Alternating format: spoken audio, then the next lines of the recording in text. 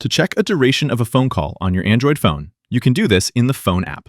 I'll go to the Phone app, choose the Recent Calls tab on the bottom, and on a Samsung phone, you can either tap any call from your recent calls list, or, depending on your software version, sometimes you'll see a little info button next to the call.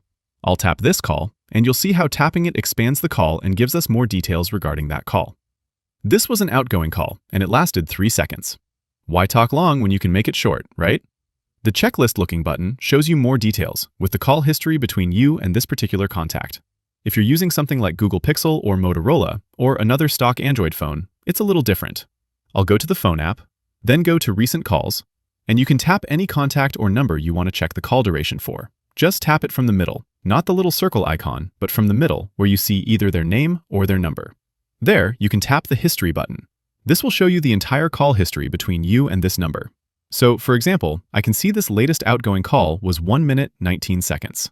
If it doesn't show a duration here, those calls weren't answered. But if the call was connected, you'll see the duration of that phone call here. And that's how you check call duration on your Android phone. Click that like button if this helped and subscribe for more. Thanks all, until next time.